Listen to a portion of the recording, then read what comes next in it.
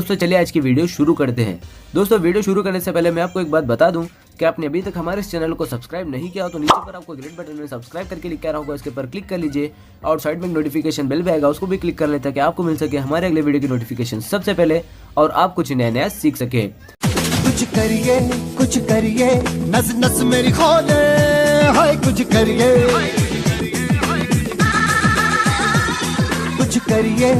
करिए बस बस बड़ा बोले, अब कुछ करिए। ओ कोई तो चल जिद फड़िए, तू बेतरिए या मरिए, हाय कोई तो चल जिद फड़िए, तू बेतरिए या मरिए। शक दे हो शक दे गिलिया, शक दे हो शक दे गिलिया, शक दे हो शक दे गिलिया, शक दे हो शक दे गिलिया।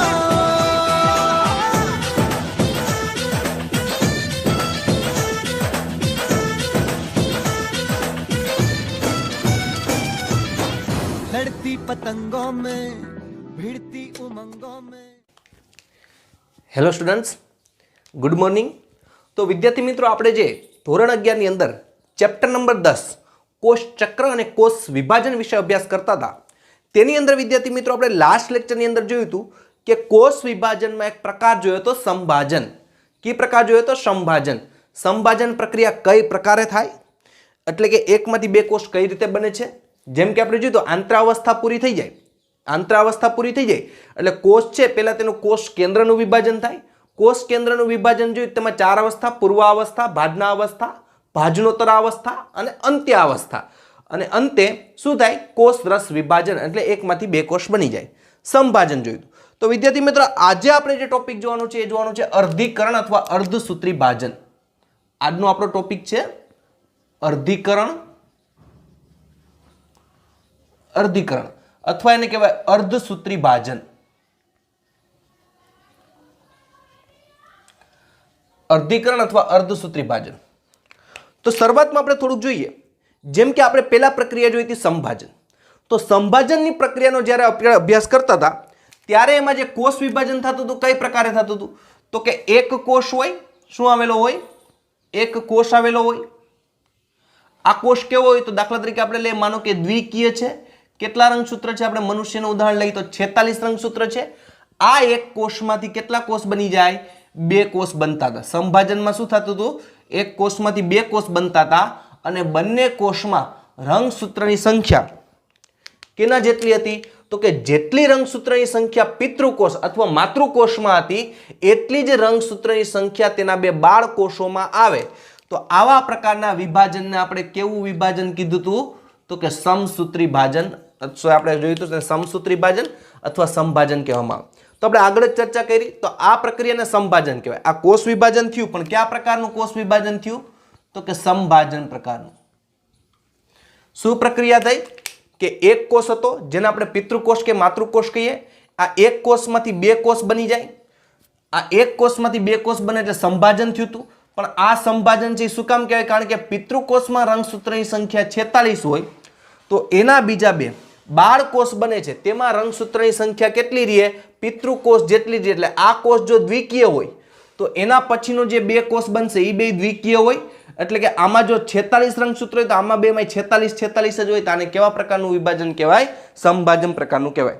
તો હવે આપણે અર્ધીકરણ કેને કહેવાય, તો અર્ધીકરણમાં એક કોષ છે બે વખત વિભાજન થાય। સમજો હું જે કહું છું, અર્ધીકરણમાં શું થશે, અર્ધીકરણની પ્રક્રિયામાં એક કોષ છે બે વખત વિભાજન થાય।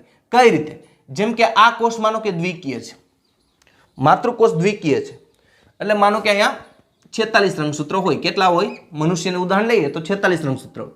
હવે એમાં અર્ધીકરણ થાય એટલે બે વખત કોષ વિભાજન થાય। જો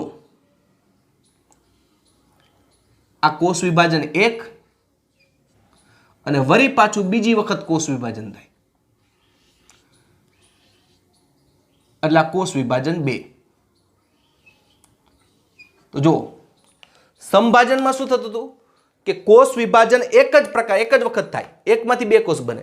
જ્યારે અર્ધીકરણની પ્રક્રિયા હોય અથવા અર્ધસૂત્રી ભાજનની પ્રક્રિયા થશે ત્યારે અહીંયા જે કોષ વિભાજન છે 2 વખત થાય. એકમાંથી 2 કોષ બને, 2 માંથી 4 કોષ બને. એટલે અર્ધીકરણ હોય તો અર્ધીકરણના અંતે કેટલા બાળ કોષોનું નિર્માણ થાય એ આપણે ખબર હોય. એક કોષમાંથી 4 કોષોની સંખ્યા રહી. પણ જે રંગસૂત્રની સંખ્યા છે એ અડધી થઈ જાય. જેમ કે પિતૃકોષમાં કેટલી છે? 46 અથવા 2n દ્વિકીય છે. તો હવેના જે કોષો બનશે એ કેવા થઈ જશે?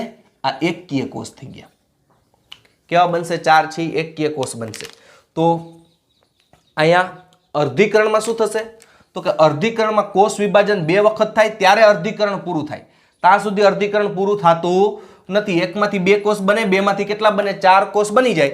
એટલે જ્યારે અર્ધીકરણ થાય ત્યારે એક કોષમાંથી કેટલા કોષ બને? 4 કોષ બને. હવે એની અંદર બીજો ફેર શું? તો કે ભાઈ અહીંયા રંગસૂત્રની સંખ્યા, જેમ કે અર્ધીકરણમાં જેમાંથી અર્ધીકરણ થાય એ કોષમાં રંગસૂત્રની સંખ્યા દ્વિકીય હોય તો એના જે બાળ કોષો બનશે એમાં રંગસૂત્રની સંખ્યા કેવી થઈ જાય? એકકીય. મતલબ કે અહીંયા 23 રંગસૂત્ર થઈ જાય, અડધા થઈ જાય. અહીંયા 23, આ 23. કઈ રીતના આગળ આવશે? તમને એમ થાય કે અહીંયા 23 ને અહીંયા 23 તો અહીંયા 11.5 થાય, 11.5 ન થાય. બરાબર? કઈ રીતે અહીંયા 23 રહે અને કઈ રીતે આ 4 કોષમાં 23 રહે એ આપણે આગળ આવશે. પણ અત્યારે એટલી ખબર હોવી જોઈએ કે હવે આ બંને વચ્ચે આપણે તફાવત ખબર હોવી જોઈએ. શું તફાવત આપણે જોઈએ? એટલે આપણે બંને વચ્ચે ખબર પડે કે જો સમભાજન હોય તો એકમાંથી 2 કોષ બને, એક કોષમાંથી 2 કોષ બને. અને જો અર્ધીકરણ હોય તો એકમાંથી કેટલા કોષ બને? 4 કોષ બને. ત્યારે અર્ધીકરણની પ્રક્રિયા પૂરી થાય. બીજું, સમભાજનમાં બાળ રંગસૂત્રમાં રંગસૂત્રની સંખ્યા માતૃકોષ જેટલી જ રહે. ત્યારે અર્ધીકરણમાં બાળ કોષોમાં રંગસૂત્રની સંખ્યા પિતૃકોષ કરતા કેવી થઈ જાય છે? અડધી થઈ જાય છે. તો આ બંને વચ્ચે મુખ્ય 2 સ્ટેપ થયા. તો સમભાજન છે એક સ્ટેપમાં પૂરું થઈ જાય. સમભાજન છે કેટલા સ્ટેપમાં પૂરું થાય? એક સ્ટેપમાં. અર્ધીકરણ છે 2 સ્ટેપમાં પૂરું થાય. આ સ્ટેપ 1, અહીંયા સ્ટેપ 2. તો અર્ધીકરણમાં 2 સ્ટેપ હોય, સમભાજનમાં 1 સ્ટેપ હોય. સમભાજનમાં શું થાય? એકમાંથી 2 બની જાય એટલે 1 સ્ટેપ હોય. અર્ધીકરણમાં 4 કોષ બને એટલે સ્ટેપ 1 માં 2 કોષ, સ્ટેપ 2 માં બીજા 2 કોષ એટલે 4 કોષ. એટલે આ જે અર્ધીકરણની પ્રક્રિયા છે 2 સ્ટેપમાં છે. સમભાજનની પ્રક્રિયા છે માત્ર એક જ સ્ટેપમાં, એકમાંથી 2 બની ગયા આપણે જોયું હતું. તો અહીંયા બીજો તફાવત તો કે ભાઈ અર્ધીકરણની પ્રક્રિયા છે, સમભાજનની પ્રક્રિયા છે એમાં એકમાંથી 2 કોષ બને. અર્ધીકરણમાં એકમાંથી કેટલા કોષ બને? 4 કોષ બને. વિદ્યાર્થી મિત્રો આ વસ્તુ ખાસ મગજમાં રાખજો, કારણ કે આ નીટ બેઝના તમે જ્યારે MCQ સોલ્વ કરશો ત્યારે આ જે તમારો પાયો છે એ તમારે મજબૂત બનશે. બરાબર? આપણે કોન્સેપ્ટ આવડવો જોઈએ. જો આપણા મગજમાં કોન્સેપ્ટ આવશે તો આપણે MCQ તો ગમે તેવા સોલ્વ કરી શકશું. એટલે આપણે કોન્સેપ્ટને યાદ રાખવાનો છે, MCQ ને ગોખવાના નથી. જેમ જેમ આપણા મગજમાં કોન્સેપ્ટ હશે એમ આપણે નીટના MCQ એકદમ સોલ્વ ઇઝીથી કરી શકશું. એટલે વિદ્યાર્થી મિત્રો આપણે ધ્યાન રાખવાનું છે, આપણે કોન્સેપ્ટ ઉપર કોન્સન્ટ્રેશન કરવાનું છે, સીધું MCQ ઉપર ક્યારેય કોન્સન્ટ્રેશન નહીં કરી. તો અહીંયા જો અર્ધીકરણ થાય તો એકમાંથી 4 કોષ બને અને સમભાજન થાય તો એકમાંથી 2 કોષ બને. એટલે અર્ધીકરણમાં કેટલા કોષ બનશે? એકમાંથી 4. બીજું તો કે સમભાજનમાં એકમાંથી 2 કોષ બને તો રંગસૂત્રની સંખ્યા પિતૃકોષ જેટલી જ રહે. જ્યારે અર્ધીકરણમાં બાળ કોષો છે તેમાં રંગસૂત્રની સંખ્યા પિતૃકોષ કે માતૃકોષ કરતા કેવી થઈ જાય? અડધી થઈ જાય. તો આપણે જોઈએ કે અર્ધીકરણમાં કોષ કેન્દ્રનું વિભાજન 2 વખત થાય. એક વસ્તુ યાદ રાખવાનું, અર્ધીકરણમાં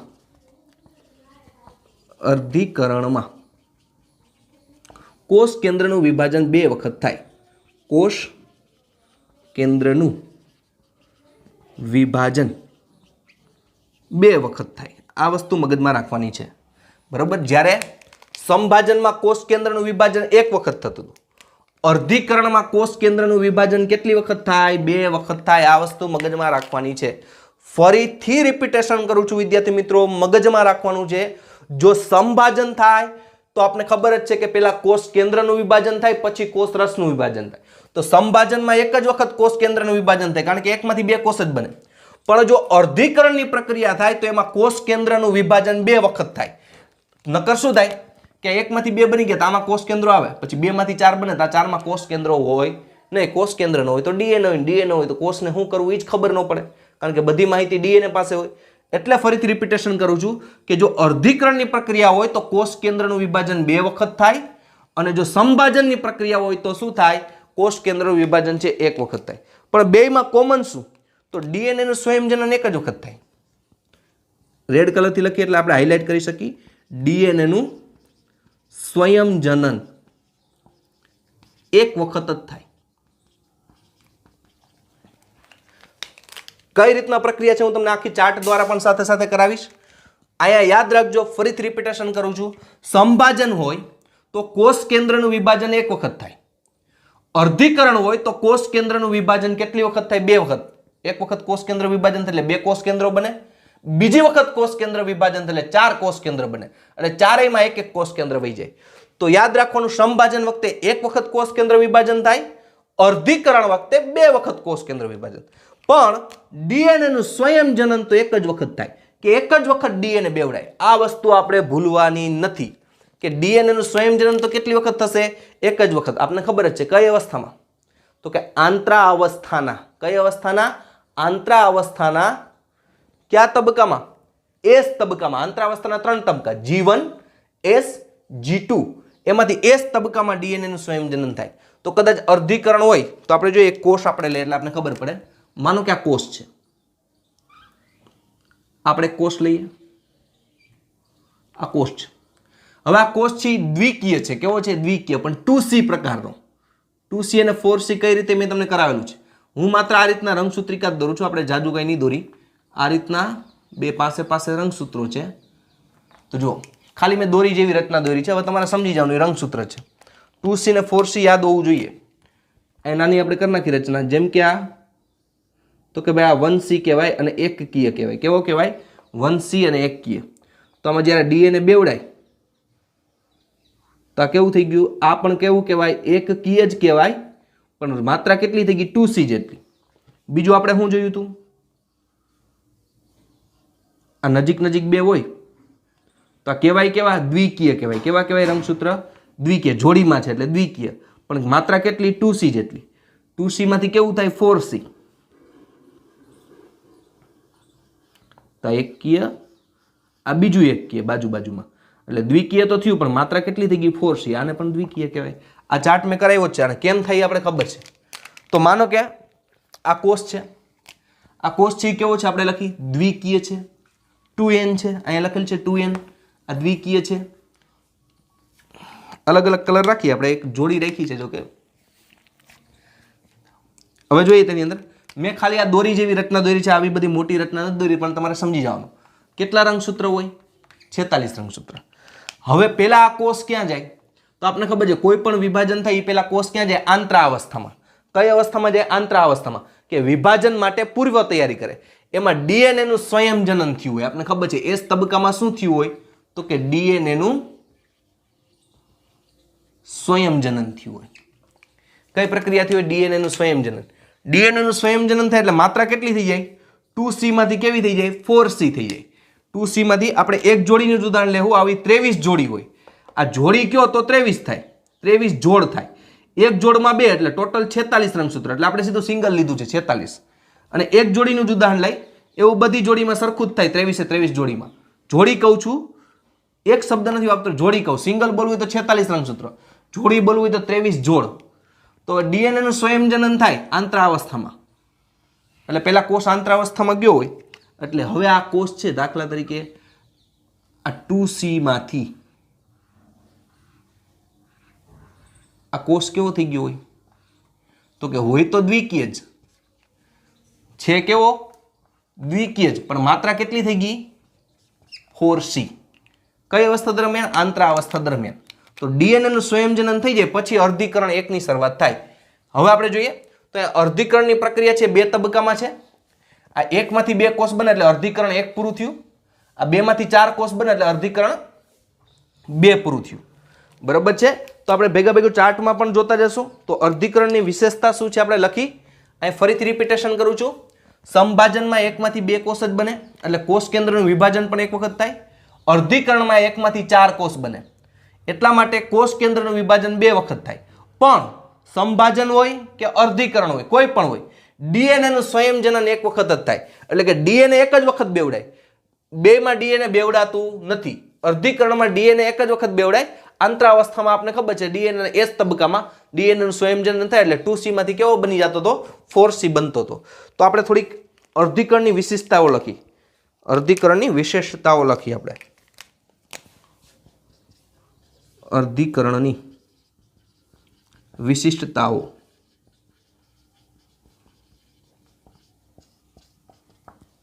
અર્ધીકરણની વિશિષ્ટતાઓ શું છે? તો પહેલું, અર્ધીકરણમાં કોષ કેન્દ્ર તેમજ કોષ વિભાજન બે ક્રમિક ચક્રો સંકળાયેલા છે. અર્ધીકરણમાં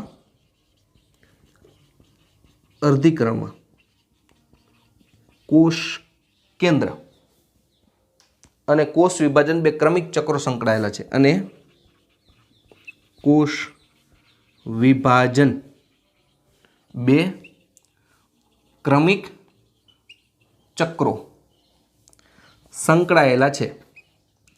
તો આપણે જોયું જ છે. કઈ રીતના? તો કે ભાઈ અર્ધીકરણમાં કોષ કેન્દ્રનું વિભાજન થાય, કોષ વિભાજન થાય, એટલે કોષ કેન્દ્રનું વિભાજન થયું એટલે કોષ વિભાજન થયું, એટલે એકમાંથી બે કોષ બન્યા. પણ અહીંયા હજી અર્ધીકરણ પૂરું થતું નથી. વળી પાછું અર્ધીકરણ થાય એટલે વળી પાછું કોષ કેન્દ્રનું વિભાજન થાય, એટલે બેમાંથી ચાર કોષ કેન્દ્ર બન્યા અને પછી કોષ વિભાજન થયું. એટલે બે ક્રમિક ચક્રો લખ્યા છે કે અર્ધીકરણમાં બે વખત કોષ કેન્દ્ર વિભાજન થાય અને પછી બે વખત કોષ વિભાજન થાય. એટલે આપણે જોયું કે અહીંયા અર્ધીકરણમાં કોષ કેન્દ્ર, શું કીધું છે? કોષ કેન્દ્ર અને કોષ વિભાજન બે ક્રમિક ચક્રો છે તે સંકળાયેલા હોય છે. ત્યારબાદ જેમ કે ક્યાં ક્યાં? અર્ધીકરણ 1 અને અર્ધીકરણ 2. તો આ સ્ટેપ 1 છે. આ સ્ટેપ 1 એકમાંથી બે કોષ બની જાય એટલે અહીંયા અર્ધીકરણ 1, અર્ધીકરણ 1 પૂરું. પછી કયું ચાલુ થાય? તો કે અર્ધીકરણ 2. આ બે સ્ટેપ પૂરા થાય એટલે અર્ધીકરણની પ્રક્રિયા પૂરી. બે ક્રમિક ચક્રો છે. ક્યાં ક્યાં? જેમ કે અર્ધીકરણ 1 અને અર્ધીકરણ 2. જેમ કે અર્ધીકરણ 1 અને અર્ધીકરણ 2. તો બે ક્રમિક ચક્રો આવી ગયા, અર્ધીકરણ 1 અને અર્ધીકરણ. પરંતુ ડીએનએ નું સંયોજન તો કેટલી વખત થાય? ભલે અર્ધીકરણની પ્રક્રિયા છે એમાં કોષ કેન્દ્રનું વિભાજન થાય, કોષ વિભાજન થાય એટલે એકમાંથી બે બન્યા. વળી પાછું કોષ કેન્દ્રનું વિભાજન થાય, કોષ વિભાજન થાય એટલે બેમાંથી ચાર બન્યા. પણ એટલે કે અહીંયા અર્ધીકરણ 1 અને અર્ધીકરણ 2 પ્રક્રિયા થાય, પણ ડીએનએ નું સંયોજન તો આ એકમાંથી ચાર કોષ બને ત્યાં સુધીમાં કેટલી વખત થાય? એક જ વખત શરૂઆતમાં થાય. તો આપણે લખી કે ડીએનએ નું સંયોજન ભલે અર્ધીકરણની પ્રક્રિયા તબક્કા 2 છે પરંતુ ડીએનએ નું સંયોજન એક જ વખત થાય. આવી વસ્તુ આપણે ખાસ હાઇલાઇટ કરવાની હોય કે ડીએનએ નું સંયોજન એક જ વખત થાય.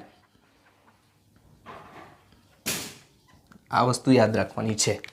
બરાબર છે કે અર્ધીકરણની પ્રક્રિયા છે એકમાંથી ચાર કોષ બને, કોષ કેન્દ્રનું વિભાજન બે વખત થાય, કોષ વિભાજન બે વખત થાય એટલે એકમાંથી ચાર બની ગયા. એક અર્ધીકરણમાં એકમાંથી ચાર કોષ બને. પણ ડીએનએ નું સંયોજન તો આખી પ્રક્રિયા દ્વારા એક જ વખત થાય છે. બરાબર છે કે એમાં આપણે ખબર છે ડીએનએ નું સંયોજન એસ તબક્કામાં થતું હોય અને જેમાં માત્રા કેવી થતી હોય? ડબલ થઈ જતી હોય.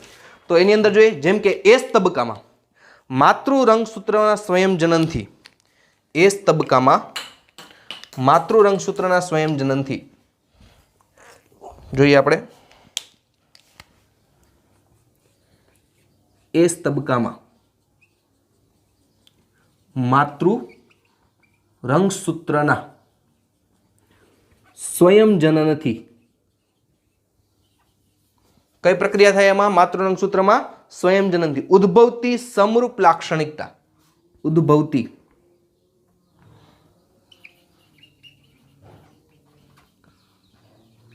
સમરૂપ લાક્ષણિકતા એટલે કે એમાંથી સંયોજન થાય એટલે કે રંગસૂત્રિકાઓની સંખ્યા 2 થઈ જાય, ડબલ થઈ જાય. તો હવે ઉદ્ભવતી બે સમરૂપ લાક્ષણિક રંગસૂત્રિકાઓના નિર્માણ સાથે, રંગસૂત્રિકાઓના નિર્માણ સાથે કઈ પ્રક્રિયા ચાલુ થશે? તો કે અર્ધીકરણ 1 ની શરૂઆત થાય. અર્ધીકરણ 1 ની શરૂઆત થાય. હવે શું થાય કે જ્યારે અર્ધીકરણ થતું હોય ત્યારે આંતરાવસ્થામાંથી પસાર થાય. તો આંતરાવસ્થામાં શું હોય ખબર? કોષ કેન્દ્ર પટલ હોય. પછી તો કે ભાઈ કોષ કેન્દ્ર પટલના અંદર શું હોય? તો કે રંગસૂત્ર છે, રંગસૂત્ર દ્રવ્ય સ્વરૂપે હોય, કોષ કેન્દ્રિકા હોય. આ બધું આપણે ખબર છે. એ આંતરાવસ્થા હું આખી દોરાવતો નથી, પણ આંતરાવસ્થા દરમિયાન આપણે જોયું હતું કે આ જે ડીએનએ છે એ ડીએનએ નું ક્યાં એસ તબક્કામાં સંયોજન થાય, એટલે આ માતૃકોષ છે. આ કયો છે? માતૃકોષ. તો આ માતૃકોષ છે એમાં શું થાય તો ઉદ્ભવતી સમરૂપ લાક્ષણિક રંગસૂત્રિકાઓ, કે આ રંગસૂત્રિકા છે એના જેવી બીજી ઉદ્ભવી. તો જો આ એક રંગસૂત્રિકા હતી એના જેવી બીજી, એટલે બે રંગસૂત્રિકા થઈ કે ન થઈ? કેટલી રંગસૂત્રિકા થઈ ગઈ? બે રંગસૂત્રિકા. તો અહીંયા જો અહીંયા એક રંગસૂત્ર, એમાં રંગસૂત્રિકા કેટલી? બે. બરોબર છે. તો આ રીતના સમરૂપ એટલે કે આના જેવી જ રંગસૂત્રિકા બીજી શું થાય? બાજુમાં ઉદ્ભવે છે. તો આપણે જોઈએ એની અંદર કે આમ આયા 2n આ આપણે રીતે કહી છીએ 2c માંથી કેવી થઈ જાય? 4c થઈ જાય. તો હવે તમને ખબર પડી જાવી જોઈએ 2c માંથી કેવી થઈ જાય? 4c થઈ જાય. એટલે અહીં કીધું છે કે એસ તબક્કામાં જ્યાં માતૃકોષ હતો એમાં ડીએનએ નું સંયોજન થાય, એટલે આના જેવી જ રંગસૂત્રિકા બીજી બાજુમાં આવી જાય. આના જેવી અહીં બાજુમાં, આના જેવી અહીં બાજુમાં, એટલે એની જેવી રંગસૂત્રિકાઓ છે તે ઉદ્ભવે અને અર્ધીકરણ 1 છે એ અર્ધીકરણ 1 ની પ્રક્રિયાની શું થાય છે? શરૂઆત થાય છે. તો અર્ધીકરણ દરમિયાન સમજાત રંગસૂત્રની જોડીઓ બને અને પુનઃ સંયોજન થાય. એ તમારે આવશે કે અર્ધીકરણ 1 ની પ્રક્રિયા દરમિયાન સમજાત રંગસૂત્રની જોડીઓ બને. સમજાત રંગસૂત્ર એટલે એક વસ્તુ સમજાવી દઉં. માનો કે આ રંગસૂત્ર છે, આ રંગસૂત્ર, આ બીજું રંગસૂત્ર છે,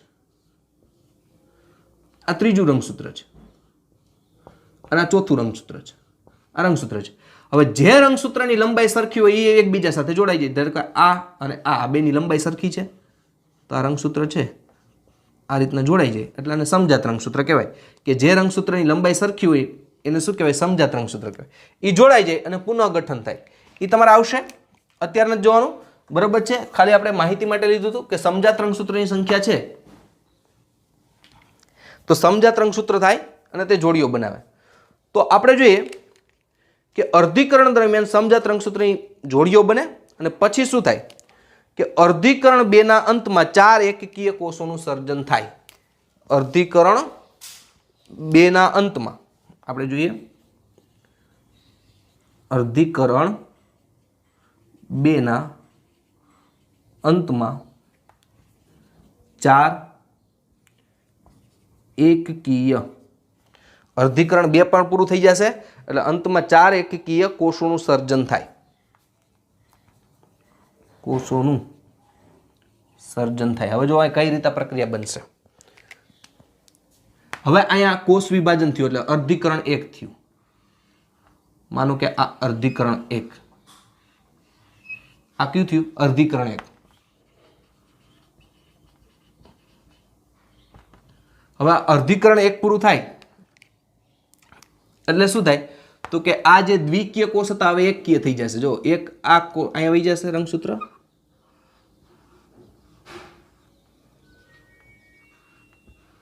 તો આ દ્વિકીયમાંથી કેવા થઈ ગયા? એકકીય. જો આ દ્વિકીય કહેવાય, આ છે કેવું કહેવાય? એકકીય કહેવાય. પણ માત્રા કેટલી થઈ ગઈ? 2c જેટલી. કેટલી થઈ ગઈ? 2c. આ એકકીય કહેવાય, આ એકકીય કહેવાય. માત્રા કેટલી થઈ ગઈ? 2c જેટલી. 2c ને 4c આપની યાદ હોવું જોઈએ. બરાબર છે. નકર આ વસ્તુ મગજમાં ઉતરે નહીં. તો માત્રા 2c જેટલી થઈ ગઈ અને કોષ કેવા થઈ ગયા? એકકીય થયા. અર્ધીકરણ 1 પૂરું થયું. હવે અર્ધીકરણ 2 થાય ત્યાં પ્રક્રિયા પૂરી થાય. તો આ અર્ધીકરણ 2 થયું. અર્ધીકરણ 2, અર્ધીકરણ 2 થયું. અર્ધીકરણ 2 થયું એટલે આ રંગસૂત્રિકા છે જો આવજો, આ એકકીય થયું, આવું બની જાય. તો હવે આ બધી એકકીય છે, આ બધા એકકીય જ કહેવાય. જો કેવાય એકકીય, આ રંગસૂત્ર કેવા કહેવાય? બધા એકકીય કહેવાય. તો અહીંયા 46 જોડ હોય, 46 રંગસૂત્ર હોય. તો અહીંયા કેટલા છે? અહીંયા 46 રંગસૂત્રો. અહીંયા અડધા અડધા થઈ ગયા એટલે 23 રંગસૂત્ર અહીંયા આવી જાય, 23 અહીંયા આવી જાય. આપણે એક જ જોડનું ઉદાહરણ લીધું છે એટલા માટે કહું, જોડ નથી કહેતો. હવે 23 રંગસૂત્ર થઈ જાય. તો અહીંયા આને એક રંગસૂત્ર ગણાય, આને એક જ ગણાય. એટલે અહીંયા 23 થાય, અહીંયા 23 થાય, અહીંયા 23 થાય, અહીંયા 23 થાય. બરાબર. બધામાં 23 રંગસૂત્ર જ હોય. પણ કેવા હોય? બધા એકકીય હોય. આ એકકીય કહેવાય, આ એકકીય કહેવાય. આ એટલો ફેર છે. તો અર્ધીકરણ 1 અને અર્ધીકરણ 2 છે એ 2 સ્ટેપમાં કેવું થઈ જાય છે? પૂરું થઈ જશે. તો હવે આપણે જોઈએ કે અર્ધીકરણને 2 અવસ્થાઓમાં વિભાજિત કરી છે. તો અર્ધીકરણને 2 અવસ્થામાં વિભાજિત કરી. આપણે લખી અર્ધીકરણને 2 અવસ્થામાં વિભાજિત કરી. 2 અવસ્થામાં વિભાજિત કરી. કઈ બે અવસ્થા? તો કે એક અર્ધીકરણ એક, અર્ધીકરણ એક. અર્ધીકરણ એકમાં 4 અવસ્થા. કઈ કઈ? પૂર્વાવસ્થા એક, ભાજના અવસ્થા એક, ભાજનો તરા અવસ્થા એક,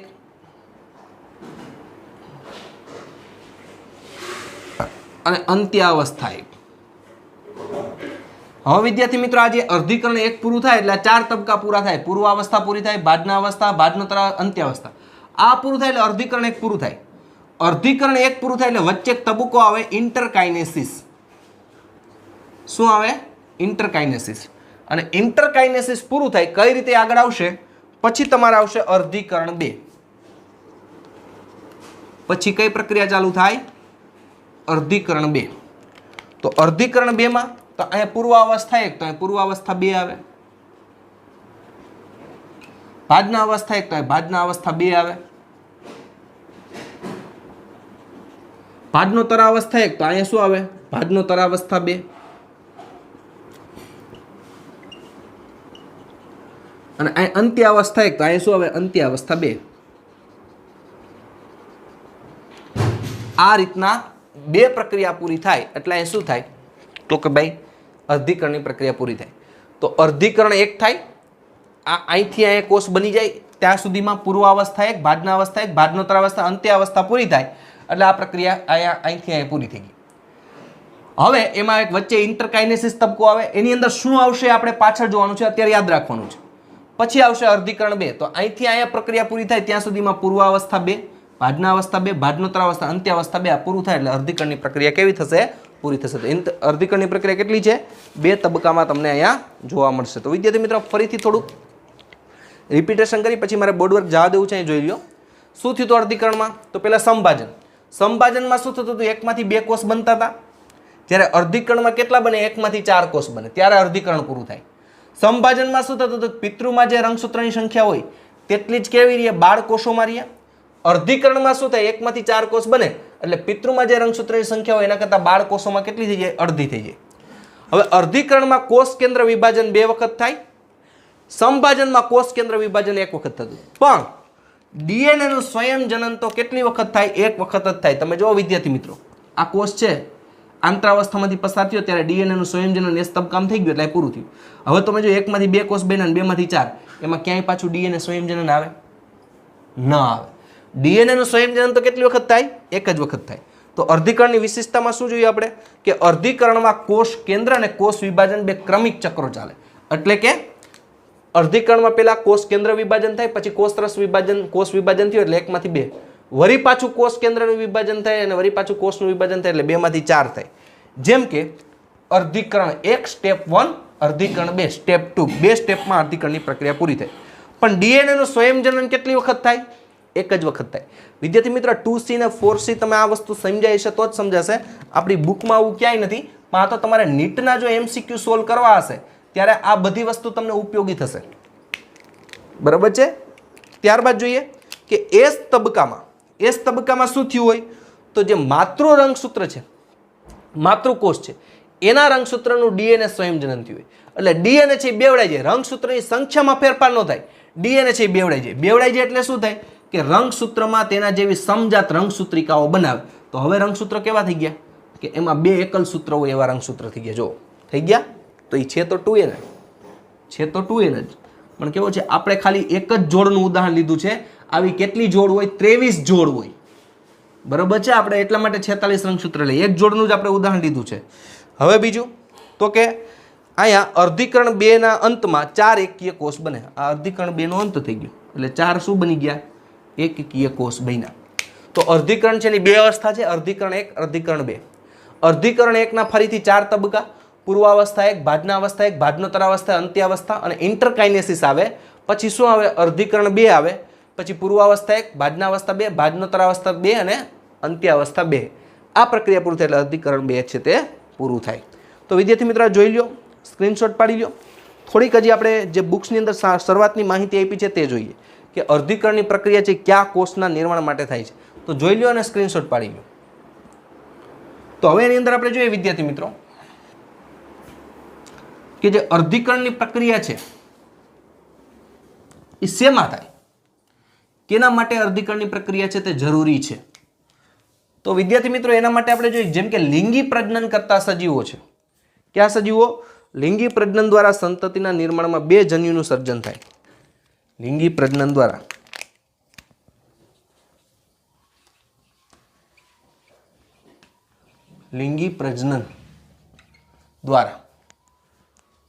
સંતતિના નિર્માણમાં બે જન્યુનું સર્જન થાય. સંતતિના નિર્માણમાં બે જન્યુનું નિર્માણ થાય. જો પેલી વસ્તુ પ્રજનન કેને કહેવાય આપણે આગળ આવી ગયું છે. જન્યુ હમણાં સમજાવું. પ્રજનન કેને કહેવાય આપણે આગળ આવી ગયું છે. કેને કહેવાય કે પુખ્ત વયે દરેક સજીવ પોતાના જેવો જ બીજો સજીવ જે બનાવે આ પ્રક્રિયાને પ્રજનન કહેવાય. પુખ્ત વયે કોઈ પણ સજીવ હોય. તો અહીંયા લિંગી પ્રજનન કેને કહેવાય ને અલિંગી પ્રજનન કહેવાય.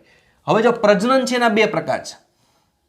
આપણે ખાલી એક્સ્ટ્રામાં લઈએ છીએ વિદ્યાર્થી મિત્રો. આ તમે ન લખો તો પણ ચાલે કારણ કે તમારા બધું 12માં આવવાનું જ છે, પણ આ તો તમારી બુક્સના વર્ડ સમજાય એના માટે છે. તો પ્રજનન બે પ્રકારે થાય. લિંગી પ્રજનન અને અલિંગી પ્રજનન. પેલા પ્રજનનની વ્યાખ્યા યાદ રાખો. પુખ્ત વયે દરેક સજીવ પોતાના જેવો બીજો સજીવ બનાવે આ પ્રક્રિયાને પ્રજનન કહેવાય. પ્રજનનના બે પ્રકારો તમારા આવશે, લિંગી પ્રજનન અને અલિંગી પ્રજનન. તો લિંગી પ્રજનન કેને કહેવાય? તો કે તેમાં જન્યુ નિર્માણ દ્વારા અને જન્યુના જોડાણ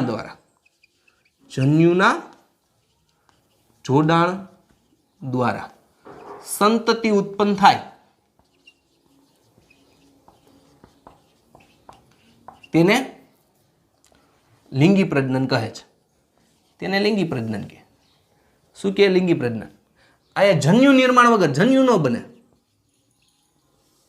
જન્યુ નિર્માણ વગર એક જ પિતૃમાંથી સજીવ બની જાય તેને કેવું પ્રજનન કહેવાય? અલિંગી પ્રજનન કહે છે. તો જન્યુ નિર્માણ એટલે તો જો વિદ્યાર્થી મિત્રો હવે આપને ખબર હોય જન્યુ બે પ્રકારના હોય. સમજજો, જન્યુ બે પ્રકારના હોય. ક્યાં ક્યાં? નરજન્યુ અને માદાજન્યુ. આ તમારે આવી ગયું હોય. આપણે મનુષ્યનું ઉદાહરણ લઈએ, નરજન્યુ અને માદાજન્યુ. 10માં પણ તમારે આવી ગયું હોય. આ જન્યુ કહેવાય. બરાબર છે. નરજન્યુ નરમાંથી ઉત્પન્ન થતા કોષ હોય ને નરજન્યુ. માદાની અંદર જે જન્યુ ઉત્પન્ન માદાજન્યુ. નરજન્યુ તરીકે શું હોય? શુક્રકોષ. અને માદાજન્યુ તરીકે શું હોય? તો કે અંડકોષ. આ તમારે ડીપમાં આખું ચેપ્ટર આવે છે 12માં, પણ અત્યારે માત્ર સમજૂતી છે. બરાબર છે. તો પહેલા તો શું થાય કે જે લિંગી પ્રજનન કરતા સજીવ હોય એમાં આવા જન્યુ બને. જન્યુ બને એટલે કે તો કે પહેલા પુરુષો હોય એની અંદર શુક્રકોષો બને અને સ્ત્રીઓ હોય એની અંદર અંડકોષ બને. તો આ શુક્રકોષ અને અંડકોષને જન્યુઓ કહેવાય. શું કહેવાય? જન્યુઓ કહેવાય. યાદ રાખવાનું, શુક્રકોષ અને અંડકોષને જન્યુઓ કહેવાય. જેમ કે વનસ્પતિ હોય તો વનસ્પતિમાં અંડકોષ તો હોય જ. વનસ્પતિની અંદર સ્ત્રી કેસરની અંદર અંડકોષ તો હોય જ. તો અહીંયા પણ એને જન્યુ કહેવાય. પણ એના જે નરજન્યુ છે એને શુક્રકોષ ન કહેવાય, ખાલી નરજન્યુ જ બોલાય. જ્યારે પ્રાણીઓમાં એને શું બોલાય? શુક્રકોષ પણ બોલાય. તો જન્યુ બે પ્રકારના હોય. ક્યાં ક્યાં? શુક્રકોષ અને અંડકોષ. આ શુક્રકોષ ને અંડકોષને શું કહેવાય? જન્યુ કહેવાય. શું કહેવાય? જન્યુ કહેવાય. તો હવે આ જન્યુઓ જોડાય. આ જન્યુઓ એકકીય હોય. આ જન્યુઓ કેવા હોય? એકકીય હોય. તો હવે જો વિદ્યાર્થી મિત્રો, આ જન્યુ જે કોષમાંથી બને એ કોષ કેવો હોય? દ્વિકીય હોય. અને એમાંથી બનશે એટલે અર્ધીકરણ 1 થાય અને અર્ધીકરણ 2 થાય. તો માનો કે આ શુક્રકોષ આ કોષમાંથી બન્યો તો એ દ્વિકીય હોય, પણ એમાંથી આ જે શુક્રકોષો બન્યા એ બધા કેવા હશે? એકકીય.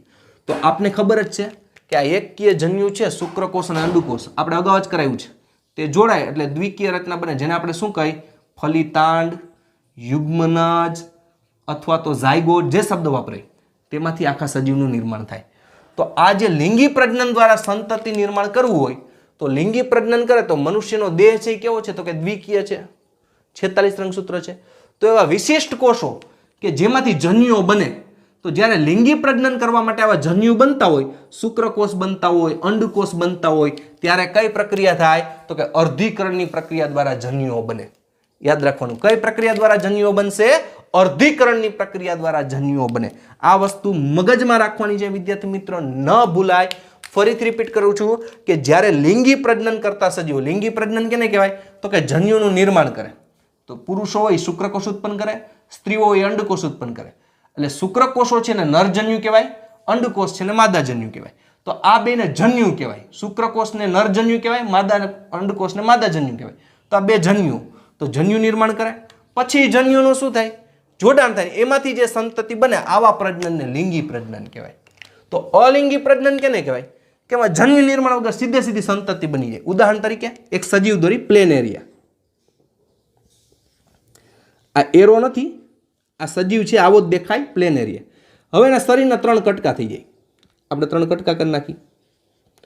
આ પહેલો કટકો, આ બીજો કટકો અને આ ત્રીજો કટકો. હવે 3 કટકા છે એમાં શરીરના ખૂટતા ભાગ વિકસાવી લઈએ. જેમ કે આ પહેલો કટકો, બીજો કટકો અને ત્રીજો કટકો, બરોબર? તો પહેલો કટકો છે ને બીજો ને ત્રીજો ઘટે તો ઓટોમેટિકલી વિકસાવી લઈએ. બીજો છે ને પહેલો ને ત્રીજો ઘટે તો ઓટોમેટિકલી વિકસાવી લઈએ. ત્રીજો છે ને પહેલો ને બીજો ઘટે તો ઓટોમેટિકલી વિકસે. તો એક સજીવમાંથી કેટલા બની ગયા? 3 બન્યા. હા, તો આમાં આવું કઈ બન્યું કે પેલા શુક્રકોષો અને અંડકોષ બન્યા, પેલા જન્યુઓ બન્યા, પછી જન્યુઓ જોડાણા અને પછી આ 3 સજીવ બન્યા? તો કે ના, તો જન્યુ નિર્માણ થયું નહીં. એક જ પિતૃમાંથી, જો એક પિતૃમાંથી કેટલા સજીવ બની ગયા? 3 સજીવ બની ગયા. તો આવા પ્રજનનને અલિંગી પ્રજનન કહેવાય. અને લિંગી પ્રજનન એટલે તો કે જેમાં જન્યુઓ બને. જન્યુ એટલે જન્યુ 2 પ્રકારના, નરજન્યુ અને માદાજન્યુ. પુરુષોમાંથી ઉત્પન્ન થાય શુક્રકોષ, એને નરજન્યુ કહેવાય, અને અંડકોષને કેવું કહેવાય? માદાજન્યુ કહેવાય. તો આ રીતના આટલું બધું ડીપમાં નથી આપેલું વિદ્યાર્થી મિત્રો, પણ તમને ખાલી આ લિંગી પ્રજનનનો મતલબ સમજાવવા માટે કર્યું છે. આનું આખું ચેપ્ટર આવે છે ત્યારે બહુ ડીપમાં આવશે. તો અહીંયા આપણે આ લીટી એક આપી છે આપણી બુકની અંદર, તે આપણે સમજાય એટલા માટે છે. તો લિંગી પ્રજનન દ્વારા સંતતિમાં 2 જન્યુ નિર્માણ થાય. 2 એટલે ક્યાં ક્યાં? નરજન્યુ અને માદાજન્યુ.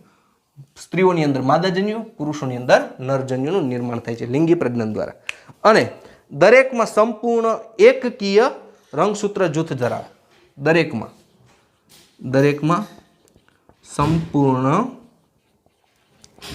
એકકીય જૂથ ધરાવે છે.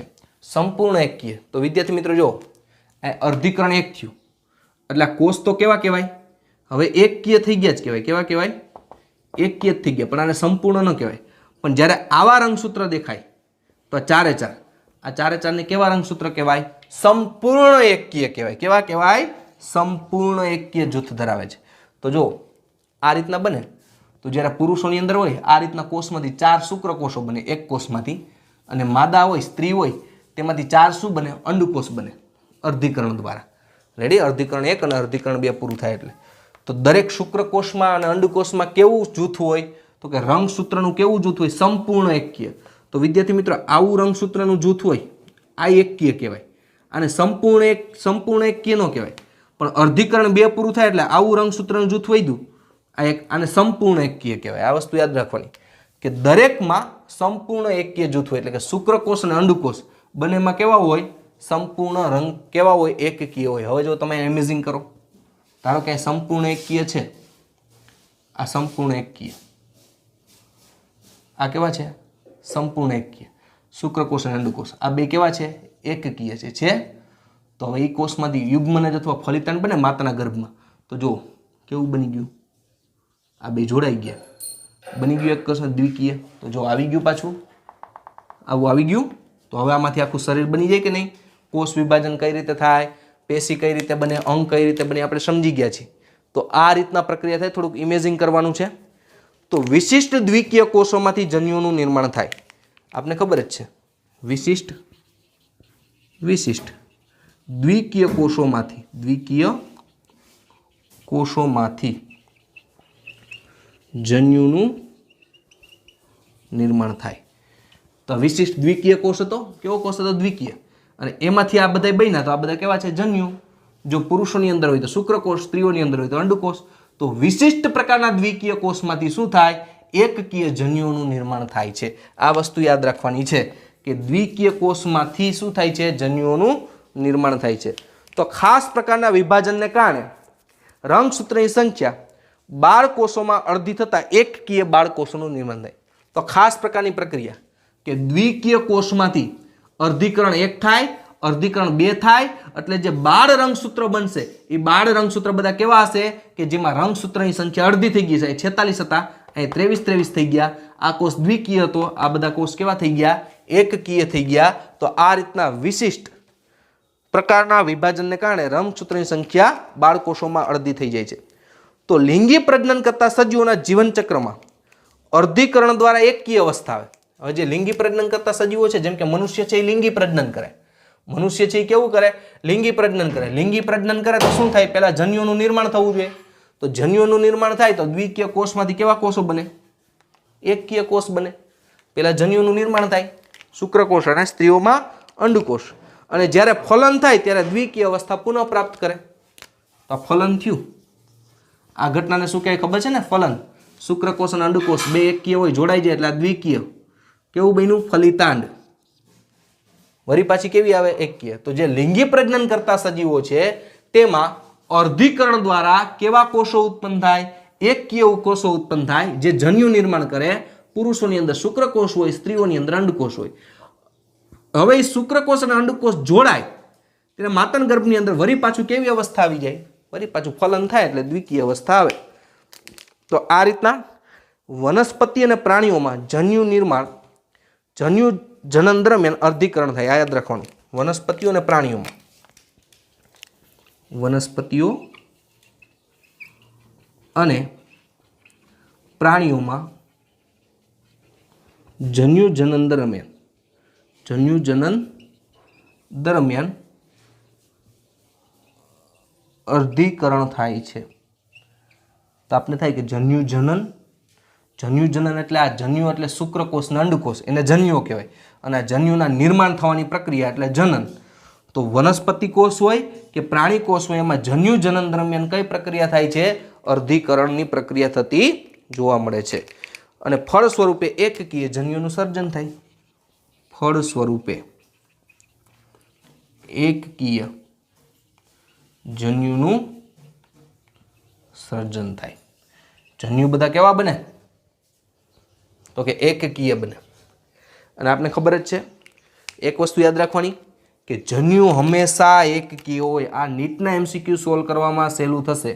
જન્યુ હંમેશા એકકીય હોય, ક્યારેય દ્વિકીય ન હોય. એટલે કે શુક્રકોષ છે, અંડકોષ છે, આ હંમેશા કેવા હોય? એકકીય જ હોય. જન્યુ ક્યારેય દ્વિકીય ન હોય, યાદ રાખવાનું. પણ જન્યુ જેમાંથી બને છે ઈ કોષ દ્વિકીય હોય. પણ જન્યુ હંમેશા કેવા હોય? એકકીય જ હોય છે. તો વિદ્યાર્થી મિત્રો, આ આપણે અર્ધીકરણ ચાલુ કર્યું છે એની પહેલાની થોડીક અવસ્થાઓ છે. આને વિદ્યાર્થી મિત્રો બરોબર વિડીયો લેક્ચર અટેન્ડ કરજો. આ બધી એક્સ્ટ્રા વસ્તુ છે, તમારે કંઈ લખવાની જરૂર નથી. પણ તમને એ સમજાય છે કે લિંગી પ્રજનન એટલે શું, એટલા માટે છે. તમને એમ કે ભાઈ જન્યુ છે તો જન્યુ એટલે ખબર પડી જવી જોઈએ કે આ શુક્રકોષ ને અંડકોષ જે છે એ બધાને જન્યુ કહેવાય. એને નામ આપી દીધું છે, જન્યુ આપ્યું. અને આ શુક્રકોષ ને અંડકોષ જે બનવાની પ્રક્રિયા છે એને જન્યુ જનન કહેવાય. બરાબર? તો જન્યુ નિર્માણ માટે કઈ પ્રક્રિયા થાય? અર્ધીકરણ થાય. શું કામ? કારણ કે જન્યુ હંમેશા એકકીય હોય, જન્યુ ક્યારેય દ્વિકીય ન હોય. આ વસ્તુ નીટમાં યાદ રાખવાની છે. તો હવે આપણે નેક્સ્ટ લેક્ચરની અંદર વિદ્યાર્થી મિત્રો આપણે જોશું અર્ધીકરણ 1 ની અંદર કઈ પ્રક્રિયા થાય અને અર્ધીકરણ 2 ની અંદર કઈ પ્રક્રિયા થાય. આ પ્રક્રિયાનો આપણે અભ્યાસ કરશું. તો આ લેક્ચર અહીં સુધી રાખીએ. વિદ્યાર્થી મિત્રો, જો કમ્પ્લીટ સમજાઈ ગયું હોય તો મને કંઈક કોમેન્ટ કરીને લખી દેજો, એટલે મને ખ્યાલ આવે. અને જો આમાં કાંઈ તમને કન્ફ્યુઝન રહેતી હોય તો મારા નંબર આપ્યા છે, એમાં કોલ કરજો. તો આ લેક્ચર અહીં સુધી રાખી. નેક્સ્ટ લેક્ચરની અંદર આપણે શીખશું કે અર્ધીકરણ 1 માં શું પ્રક્રિયા થાય, અર્ધીકરણ 2 માં પ્રક્રિયા શું થાય. ઓકે વિદ્યાર્થી મિત્રો, thank you. Have a nice day.